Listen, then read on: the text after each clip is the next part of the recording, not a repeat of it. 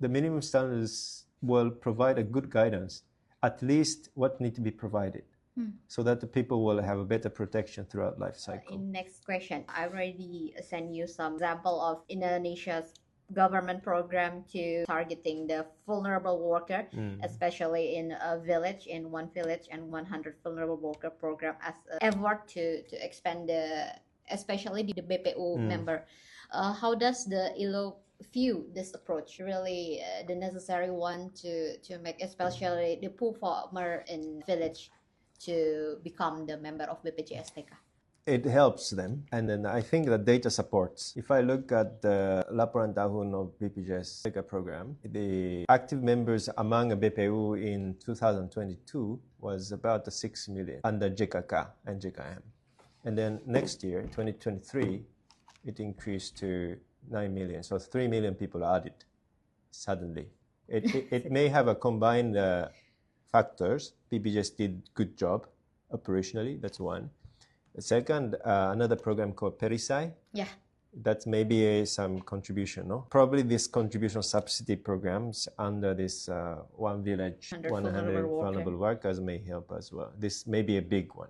And I spoke to BPJS people. It may be also the case why they had a large extension. To increase the coverage of JKK and JKM, it looks like this program successfully, extended the coverage. And then it will, of course, contribute to the BPJS RPJM target. I think 52% of PU and BPU need to be covered by 29. That's under the RPJM, right? Yes, that's the target. Yeah.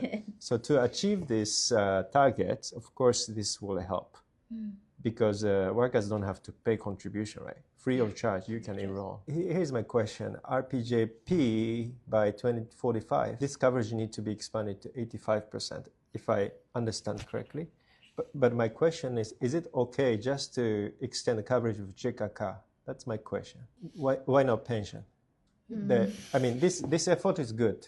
Okay. But it is also important to think about expanding the coverage of pension in my view. Not only for JKK, worker, but also for pension. Yeah. Mr. Ippei, how does ILO view trend for social security and workforce in Indonesia? Actually, so many PHK happened recently in Indonesia because maybe efficiency or maybe a global economy is not in a good shape. How does ILO view to make the Indonesian worker still can elevate to another level, not downside to the poor one, like the first question I asked. What if I love you about that, about the trend that need to Indonesian government have to work to pension? To be fair, I think Indonesia as a country has been doing quite good progress. Making good progress in the last 10 years, especially since 2015. Jaminan pension started. And JKP started. Jaminan Kehilangan Pekerja started. These are really good move. And then there were several amendments to improve JKK as well in the past. So these efforts have been made quite well in my view. And of course JKN. And more recently, of course, P2SK bill was passed, and P2SK has been still postponed to be approved by 1 year. But this will try to improve pension side, and these are also good move in our view. But what is missing? There are several schemes missing from the ILO's point of view.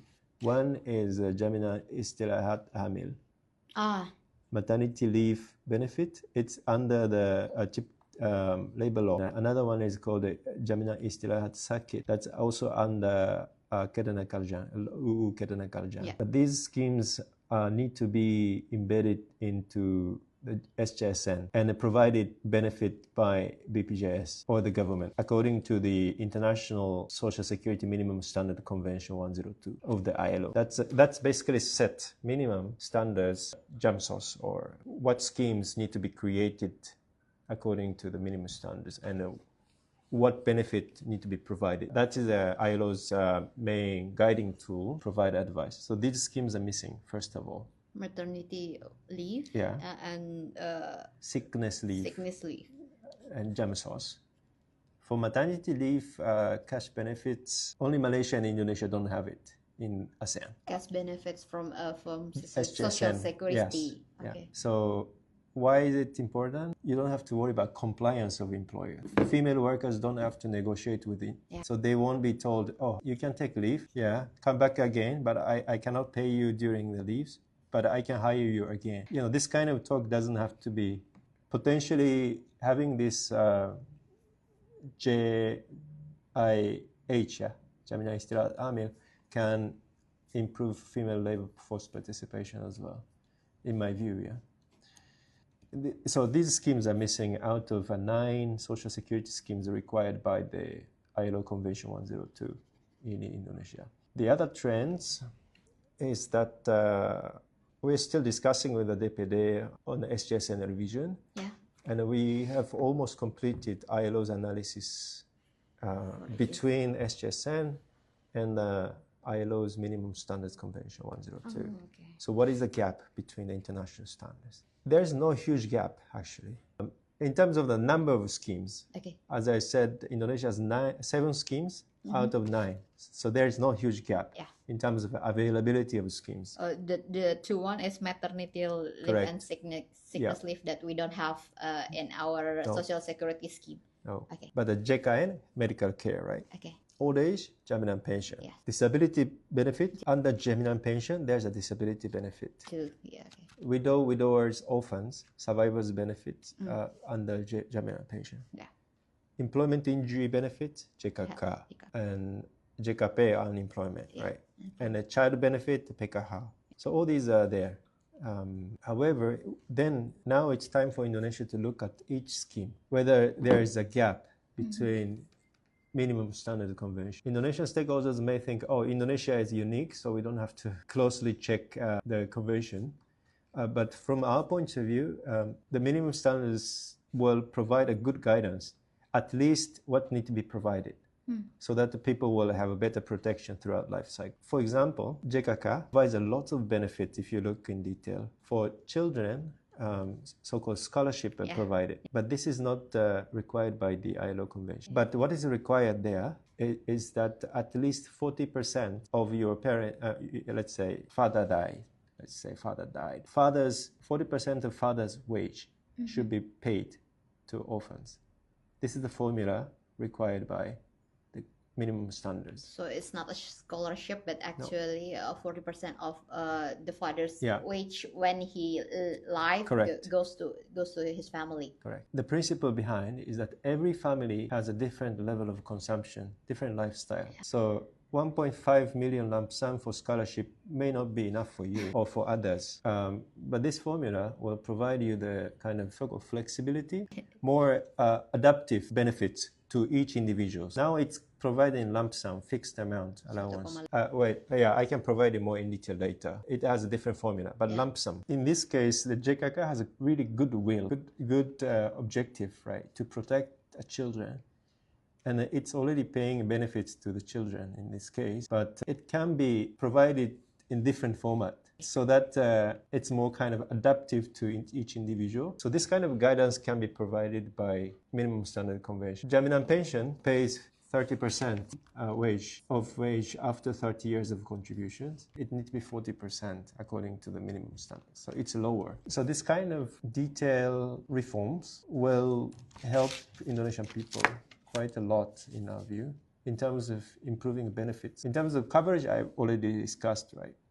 We need to expand the mandatory coverage.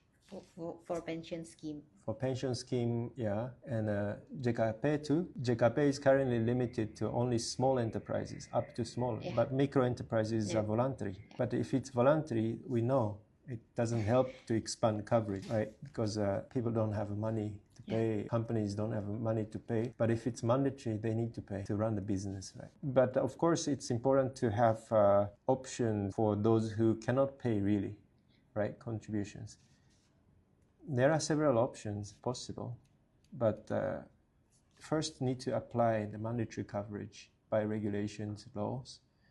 And then, temporary subsidies can be provided for specific persons or the companies. But currently, the law and the regulation itself says voluntary. So I think it needs to be expanded in our view. JKP for all PU, for example. JKP, JP, JKK, Jaminan Istirahat Hamil, JIS, Sakit need to be covering all PU in our view. BPU, Pensiun, JKN. Pension means it doesn't have to be Jaminan pension. Okay. It can be the new schemes as I explained, yeah, but the 2 layers. So for BPU 70 million BPU, housewives, 30 million housewives in this country, they have no coverage because they don't work. So these 100 million people need to be covered by at least JKN and then probably new pension system. Mr. Ippei, let me back to the 2-layer, the one what you talk about 2-layer of pension scheme.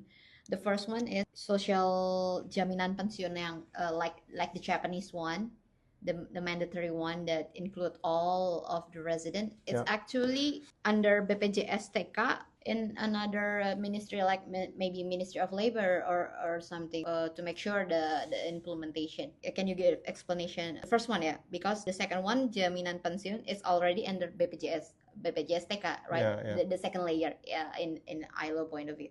The first one, you think have to become under the BPJS TK or maybe another ministry?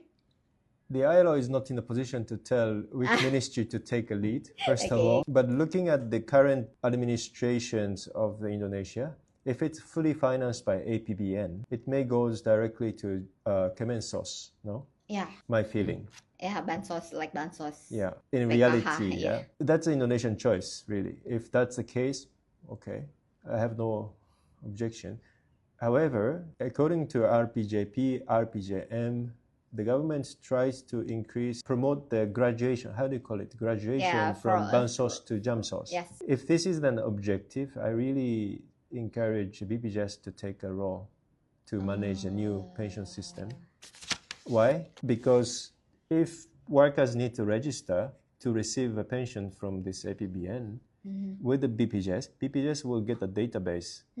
Unless the government can share the data between Kemensos and BPJS effectively, it may have advantage for BPJS to have the new scheme to manage in terms of portability of social security rights and then in terms of efficiency of managing a pension system. For mixed scheme, I explained JPN, Jaminan Pension Nasional. For the mixed scheme, we already propose to create the new scheme, JPN under BPJS TK. Okay. We propose it to the Kemenq and Kemenakal. We submitted a report. Jaminan Pension Nasional, we proposed every Indonesian citizens would have to pay 300,000 rupiah yuran every month. When you become 20 years old, I think 30 years contributions required. Every month, 300,000 rupiah. That's hard.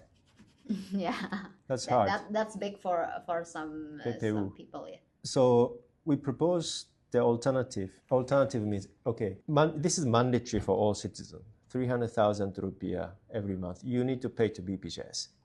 To the new scheme called JPN. This is a rule, mandatory. Your obligation as an Indonesian citizen. However, if you cannot pay contribution next month, you would have to report to BPJS before the due date. Then BPJS can assess and provide you the waiver. You don't have to pay yuran. And how to close the gap between if some million people I can pay for this month. So there's a gap there, right?